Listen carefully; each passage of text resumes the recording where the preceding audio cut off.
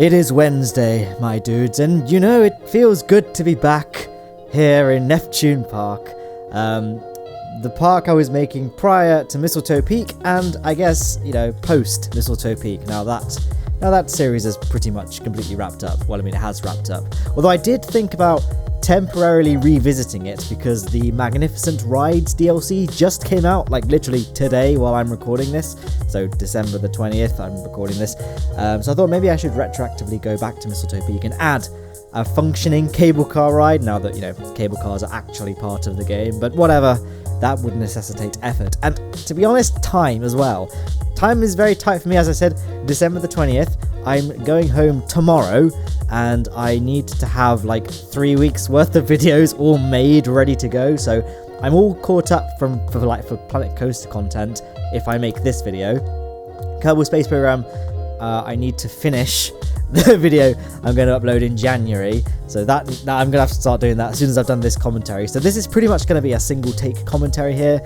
So if it sucks, what did you expect? This is a Matt Lowne Planet Coaster video, first of all.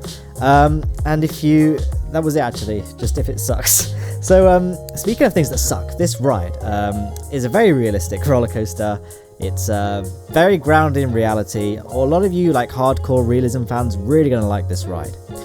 Actually no, what was the opposite of what I just said? Because that's what I meant. This is not a realistic ride at all. It's very unrealistic, but there is a kind of reason for this.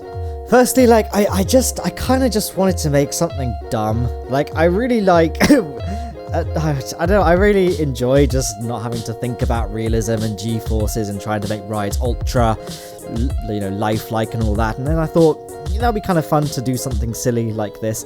And I thought, you know, gosh darn it, this is Lowne Aerospace. We just built a theme park in the middle of the Himalayas, or I don't know, wherever Mistletoe Peak is meant to be set. Just move my phone off my desk. Yeah, wherever Mistletoe Peak. I told you we're not doing any retakes. Wherever Mistletoe Peak is set geographically, I have no idea. It's not like it's my park or anything. You know, we've built a massive tower at great expense. Probably we own a space program as well. We build SSTOs to, you know, the analog of Jupiter. We're a rich company. We're a forward-thinking company. We have the technology to change the roller coaster game and make something stupid and unrealistic. So this is it. It's basically like it's like a Mack ride, which is kind of ironic now because now Mack rides are in the game. So this hasn't aged. This has aged like milk, hasn't it? This video. At the time, Magnificent Rides DLC had not come out, so this was the best we had for Mack style rides. So I'll probably go back and retroactively change the train, which right now I think only has lap bars. This is essentially the Eurofighter coaster. Is it called the Eurofighter in the game, or is it called like the Bargfast or something? I don't know. You know, if you guys play Planet Coaster, you know what I'm talking about, right? The Eurofighter coaster. This is basically that, but I changed the cars to make it look like a Mack Hypercoaster, kind of. That's why for the quote-unquote chain lift hill, it's actually just like a launched lift hill, but it's a very slow launch, so it's like the speed of a normal lift hill, I guess. Again, this commentary hasn't aged. This video, sorry, hasn't aged particularly well. I did make this thing a while ago, actually, but then I started making Mistletoe Peak, so then obviously this thing got delayed. So pretty much that's why there's no like Theme Maker's Toolkit options, for example, on the in-game user interface. But then the station building for this ride I built literally now, like just before I started recording this commentary. That's when I built the station building. So that's why the game's UI suddenly gains another tab next to the blueprints.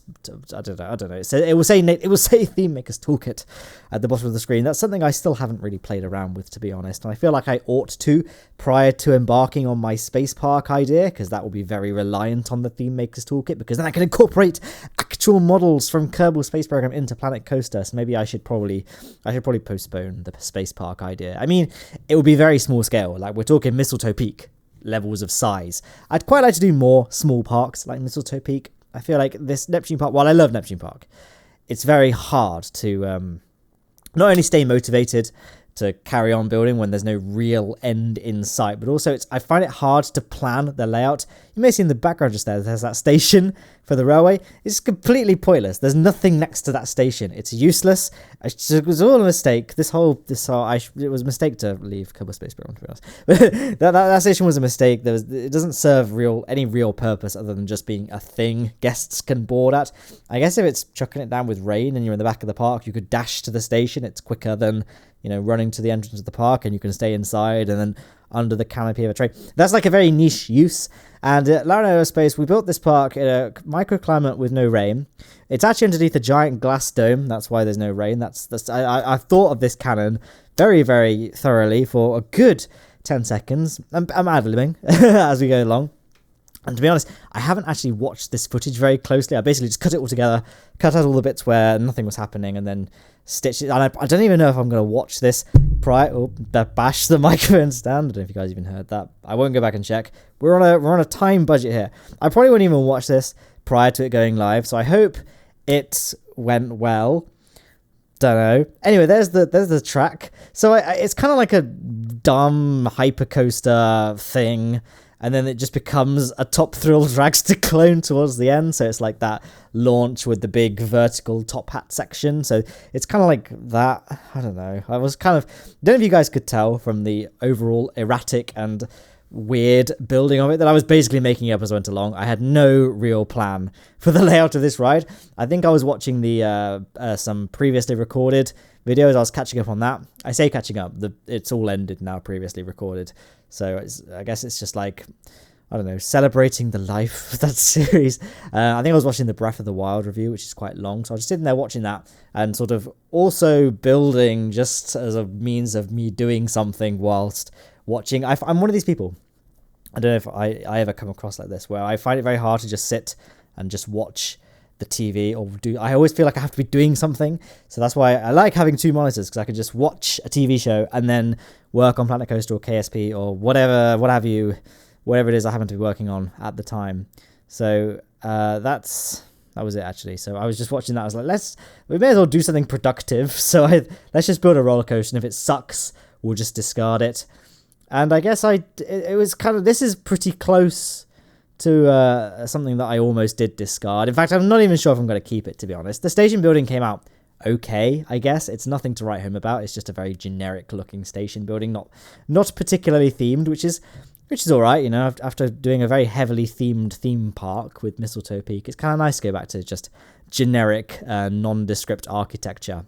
No, but as I was just about to say before I lost track of my thought process again, was that this is like almost a ride I discarded, and it does bear some semblance to another ride I discarded, which I showed the building and POV of in another episode, which I did disclose that this roller coaster will get destroyed. It was like I wouldn't say soft recreation at all, just somewhat inspired by Fury 325. No, not Fury 325. Intimidator 3... oh my gosh, what's that roller coaster called? I'm gonna have to just quickly open Google. Intimidator. It is Intimidator 305. Oh no, Fury 325, isn't it? And Intimidator 305. Okay, that was kind of inspired by Intimidator 305. And not the first drop, but after the first top hat peak of this ride, it has a very Intimidator 305-esque big banked bend. There is unfortunately a tree in the way, and because I made this as a scenario, like this park, and then I edited it just as a park save for some reason, rather than continue editing it as a scenario, which would have made sense, wouldn't it?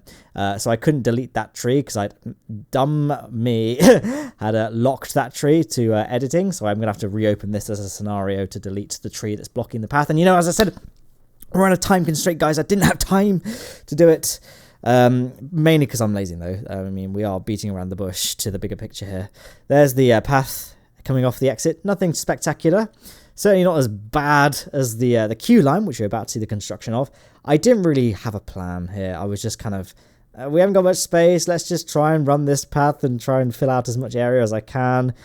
I initially went to try and build it in this patch of land next to the railway track on the other side, but it looked kind of bad, so I just ended up snaking it back and forth a couple of times here and then linking it to the entrance here. Neptune Park won't have, when it's open, won't have many guests. I'll be limiting the guest numbers to about 1,000, just so the frame rate doesn't tank completely. So there won't be, theoretically, there won't be that many guests in the queue at any time anyway. So it's mainly just for kind of I was about to say, ironically, it's kind of there for realism, even though this ride is the antithesis of realism. But there you go. That's the queue. There isn't really much to talk about building a queue, to be honest.